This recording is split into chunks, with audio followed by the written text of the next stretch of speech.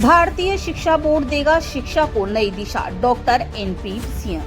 कोटा में भारतीय सांस्कृतिक मूल्यों और आदर्श जीवन सिद्धांतों पर आधारित शिक्षा व्यवस्था स्थापित करने के उद्देश्य से गठित भारतीय शिक्षा बोर्ड BSB पतंजलि हरिद्वार शिक्षा के क्षेत्र में नवाचार का नया अध्याय लिख रहा है। बोर्ड के कार्यवाहक अध्यक्ष डॉक्टर NP सिंह ने कोटा प्रवास के दौरान पत्रकारों को बताया, बोर्ड विद्यार्थियों को केवल नौकरी ही नहीं बल्कि नेतृत्व और नवाचार के लिए भी तैयार किया जाएगा।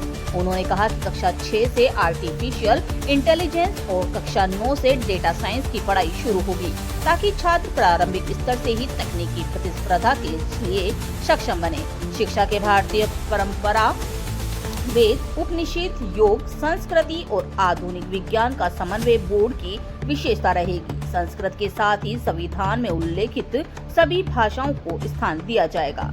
वर्तमान में देश के 1000 विद्यालयों में बोर्ड का पाठ्यक्रम लागू है। 3 वर्षों में 2000 प्रोफेसर, 5000 PGT और 500 संगोष्ठियों के माध्यम से इसके पाठ्यक्रम को व्यापक रूप दिया जाएगा।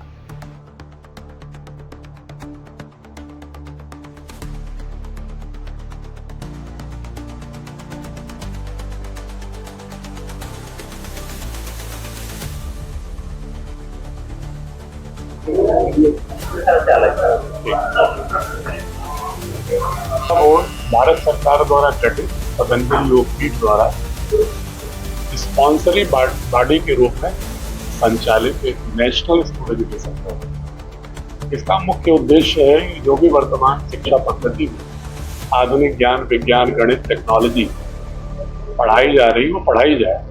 जो भी CBSE में या नेशनल कैरिकुलम फ्रेमवर्क में पढ़ाया जाता है, लेकिन साथ ही हर विषय में, हर कक्षा में, हर डोमेन में जो भारत की समूची ज्ञान परंपरा है उसका भी बहुत ही खूबसूरती के साथ समायोजन किया जाए, संश्लेषण किया जाए, समावेशन किया जाए, इंक्लूसिव ब्लेंडिंग किया जाए उसकी इंडियन नॉलेज सिस्टम का मॉडल।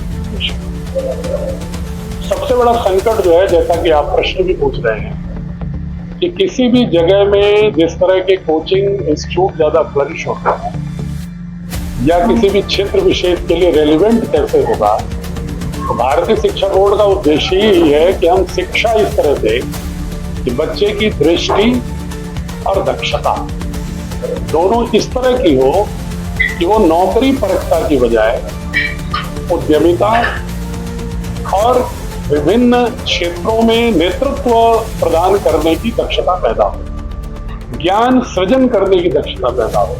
21वीं सदी की जो भी चुनौतियां हैं, आज की बहुत संश्लिष्ट चुनौतियां हैं, हर क्षेत्र में आप सभी लोग देख रहे हैं, उन चुनौतियों का के लिए कोई एक समाधान प्रस्तुत करने का सामर्थ्य, समस्या न बने हो बल्कि वो समाधान प्रस्तुत करने की स्थिति हो, ऐसी उसकी दृष्टि हो, ऐसी उसकी दक्षता हो। इस दृष्टि से जब बोर्ड बढ़ेगा तो स्वाभाविक है भारत के हर क्षेत्र के लिए उपयोगी होगा।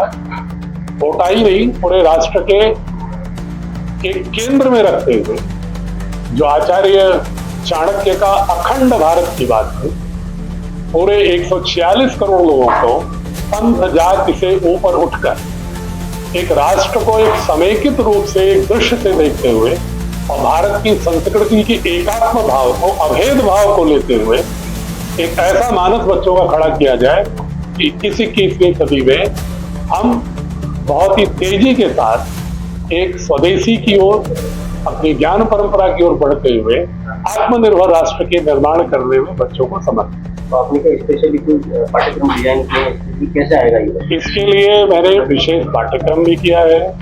इसके लिए हमने शिक्षण पद्धति भी विकसित की है, उसके अनुरूप अभिभावकों के लिए ओरिएंटेशन और अभिमुखीकरण के लिए भी बनाया है, और साथ ही आप जैसे प्रबुद्ध लोगों के माध्यम से जन जागरण भी कर रहे हैं ताकि आम लोगों को ही पता हो कि शिक्षा में अब एक स्वदेशी अवधारणा और वर्तमान टेक्नोलॉजी के साथ भारत में बच्चों की आइडियोलॉजी क्या होनी चाहिए, जिससे कि भारत एक समग्र रूप से, समर्थ रूप से एकत्व के साथ खड़ा हो, खंड खंड में नहीं अखंड रूप में खड़ा हो।